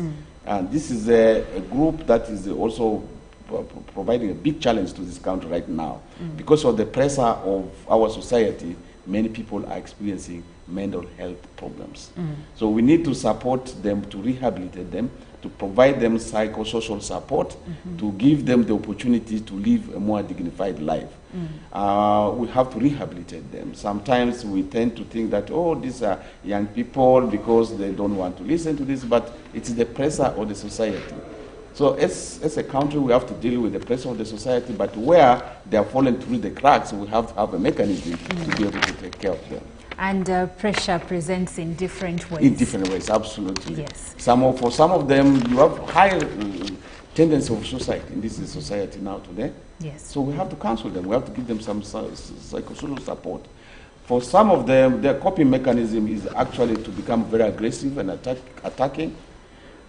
If we don't deal with them, we are sitting on a really very big time bomb. We can think these are young people, they are just not behaving. But when they become adults, they are going to become in the streets and they're going to be gangs. So we have to protect this as a society. So to deal with the manifestation of these pressures, we have as a country to be prepared to put in the mechanism, to put in the structures, to put in the laws, and to put on the services to be able to address these issues. Thank you so much. Now, Mr. Ogen, can you highlight some of the key government-led social protection programs currently in place? Okay, before I go into that, I think let me just compliment what my colleague has said. And I want to talk about what is the vision of, we have the vision of social protection, and also we have the vision of, the pillars of social protection, social security, and also social care and support services. Of course, our vision is a society where all individuals are socially secure and live a dignified life. Now, when you come to social care, of course, it's about the word here is, the key word here is dignity. And if we look around us in our communities, around us, wherever you are, it doesn't matter where you live in Uganda, even in the most affluent places in this country, you'll find these issues of risk and vulnerability and people living undignified lives. he was talking about mental challenges. We have known of instances how mental challenges is something which develops along the way. I was thinking about it. How does it begin? To me, it just begins with something like a worry that was not which was not attended to worry. From worrying, somebody becomes anxious. From the anxiety, depression, from depression to suicidal ideation. Yes. Then suicidal thoughts. Suicidal thoughts. The other day there was a report in one of the newspapers that the youth, 40% of them have grappled with suicidal thoughts. I hope you read that. It was in one of the papers. Of course, I'm not advertising a paper, so I don't have to mention the paper. But it was there that over 40% of young people, graduates, have grappled with suicidal thoughts. But why? Along the way, there are issues that happen. We have problems of child neglect, abandonment. And he rightly says we need legal framework. But the question is, are people aware about these legal frameworks? I'll give an example of the Children's Act. You're talking about intervention. That's an intervention that's already been existing for over 10 or 15 years. But the level of awareness, we have a huge number of children who have been abandoned by their fathers. Men have produced with women and run away from the women, and the children are growing up without fathers, and it affects their development. So we have all these things that are happening. So what I can say is that we have a wide range of services that I may not mention all of them here. For example, we have services like rehabilitation services. We have services like services to support GBV victims. We need specialized services for persons with disability. So there's a wide range of services. But what I can tell you that, again, we have diverse individuals in the communities who need holistic services. These vulnerable individuals who need specific social care and support services, one service is not sufficient for them. So you need services provided. Some of the services are provided by multiple stakeholders who need to work together to make sure that the vulnerable individuals access these holistic services. Okay. Yes, if you're just joining us, we are understanding Uganda's social protection system, and also we are exploring its effectiveness, but also the challenges thereof. What are some of the challenges when it comes to social protection? And we've delved into this conversation, and we are still going deeper. But if you have any questions or suggestions, you can join the conversation on WhatsApp number 0709 602 592. The same number is displayed on your screen. You can also send direct messages. Now I am speaking to Mr. Zephaniah Ogen, who is the Senior Program Officer, Policy ESP Program at the Ministry of Gender, Labor and Social Development. I'm also speaking to Mr. Dre Chabo Charles, who is the Coordinator, Antony Office, UNESCO, Uganda, Kampala. And together we are exploring the challenges and effectiveness. Now, speaking about effectiveness and challenges, Mr. Mr. Echabo, yes. How effective would you say, from a person like you work with UNESCO, you're a coordinator, but I think you've been around social protection for a big part of your career. How would you say? What would you say?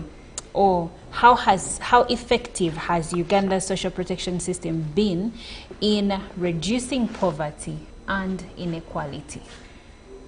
Thank you very much. And once again, the effectiveness of any service or any care and protection system can be defined or understood when we go through the spectrum of the different level of services.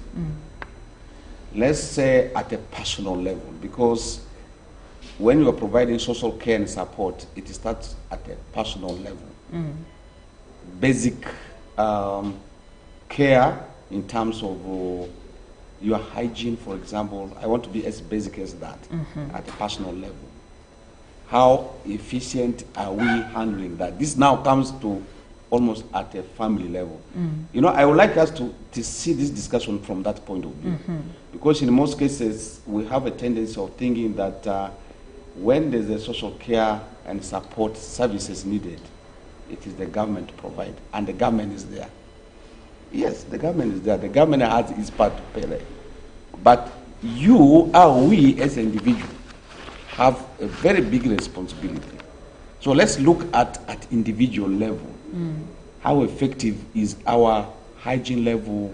How effective is our, care in the household level?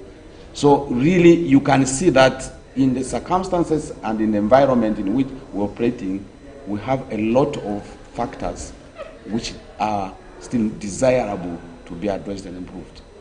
Even if you take the housing conditions, where people are living in urban areas, in their home states, how effective are those support services for people who are vulnerable? For example, even if you go to your home and you have a child or a person with a physical disability, how is your architect of your building, for example, in such a way that it allows for that person to be able to access the building?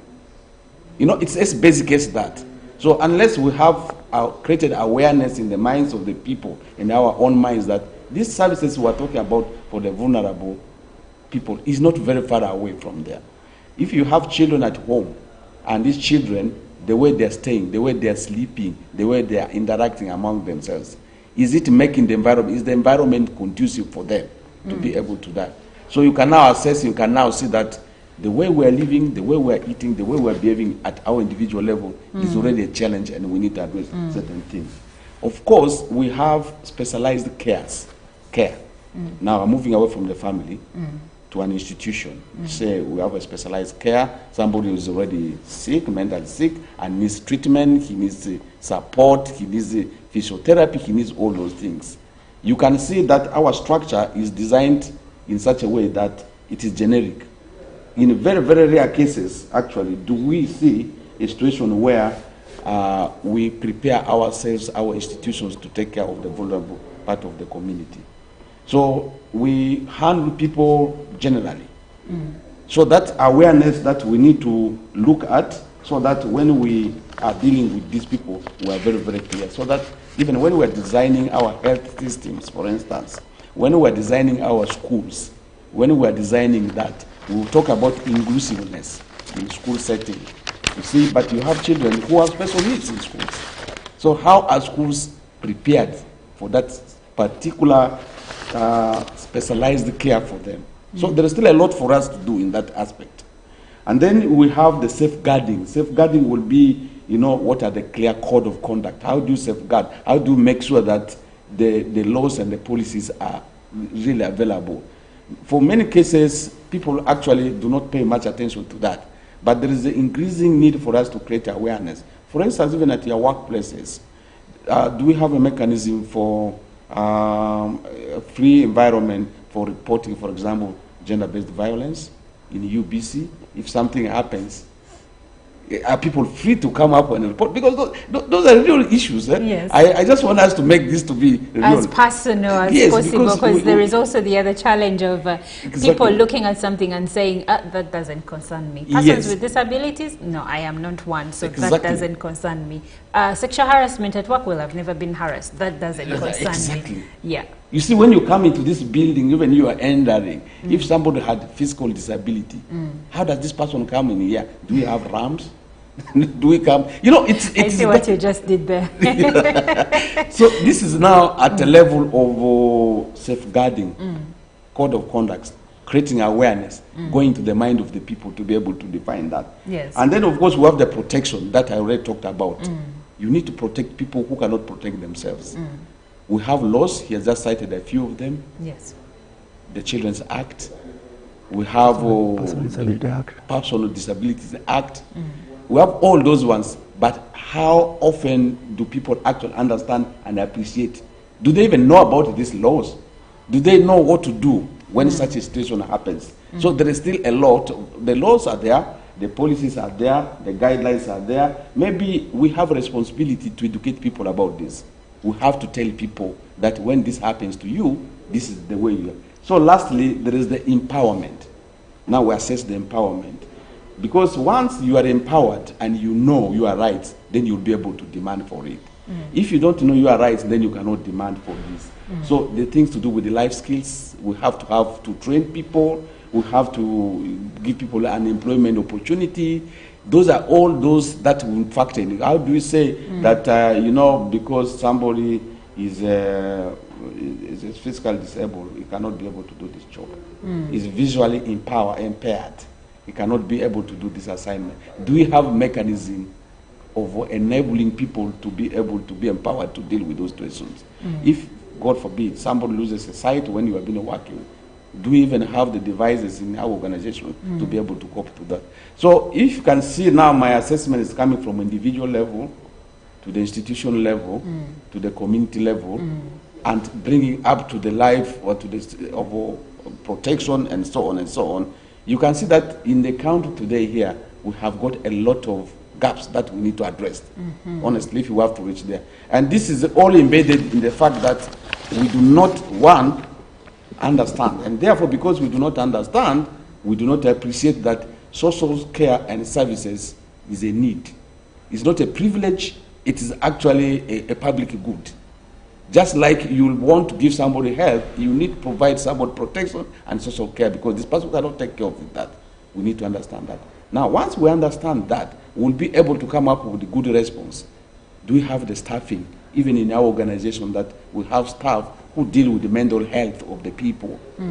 You know, at a place like this, mothers who are, you know, have given birth to children. Do you have spaces for them, by the way, for children to come and play around? Breastfeeding zones for mothers. Yeah, those are all simple social care protection. Pertinent questions. Yes, so I think I will say to a very, very good extent, if you to put it on a scale of 1 to 10, we are probably around 3 as a country. And even as individual level, it's even worse. So this is a call to all of us to be able to look at this, personalize these issues, package the responses so that we can be able to deal with this issue in our community. Okay, from your assessment, my takeaway is that social protection is a collective responsibility. Absolutely. By all of us, yes, and not something we should leave only to government and maybe development partners. Mr. Gen, you had something. Yeah, I just wanted to add, we asked a question, a fundamental question about effectiveness. And I will probably say confidently that social protection interventions are very effective. But the effectiveness depends on accessibility, access to the services. And accessibility in turn depends on awareness. Because the challenge we are having is sometimes the services may be available, but the level of awareness is limited. I'll give only 2 examples related to social care and support services which I'm aware of. One example was I was given information. I went to Mukono many years ago to the district. I went. We were actually carrying out assessment, understanding the effectiveness of the social care, and I was given one case where a person with a disability was provided with a wheelchair just in Mukono here, and the person with disability, after was provided with a wheelchair, was able to use the wheelchair to move from the community to Mukono municipality where he was a cobbler. So he's able to now generate his own income just by being provided with a wheelchair, and that is a social care and support service. You get it? So that person now is no longer dependent. Then another example I want to give is related to the implementation of the Children's Act. Many children are neglected, and you find that even the educated parents, let me use the word fathers, educated fathers neglect their children. I don't know whom do they expect to raise up these children, and these children will always bear their names. They will always be called the child of so and so. But you find that where the mothers of neglected children are able to access support from say the family court, and then say for example a court order is issued that this man should provide support for the child, you find this child being provided with education, being provided with accommodation, meals, and the child is able to develop. Otherwise, in the absence of that kind of intervention, that child will be neglected, that child will be condemned to suffer forever. Okay, I'll take that as your parting shot, Mr. Gen. Mr. Drechabo, your last remarks. Yes, thank you very much. I would like to package my parting words with this statement that you see in a community where we're living right now, in Uganda, none of us in our homes is sleeping. The poor people are not sleeping because they are hungry. They have to go out there and struggle to look for food. But the rich people are also not sleeping because the poor people are awake outside there. So the rich people also fear that if the poor people out there are not sleeping, they may come and become a problem to them. Now, this analogy is giving us a situation that we have got a collective responsibility. So do not think that this person is vulnerable and is poor and you have nothing to do about it, because we are creating an environment that also makes our own environment unsafe. So we are safer if we make everybody live a safe life. So if everybody is to live a safe life, it's our collective responsibility to respond to the issue of protection, social care protection, and social care services and support for all the categories of people. And it starts from our homes, it goes into our communities, and it goes to the government, and it goes to the entire nation. So it's a collective responsibility. It is an appeal so that we can live a safe and very dignified life in this country. Well, thank you so much, gentlemen. It's been enlightening having this conversation with you. And dear viewer, thank you so much for joining us and being a part of this conversation. Now, we will take a short break. Up next is Sports Updates with Ruben Mpima Chibidango.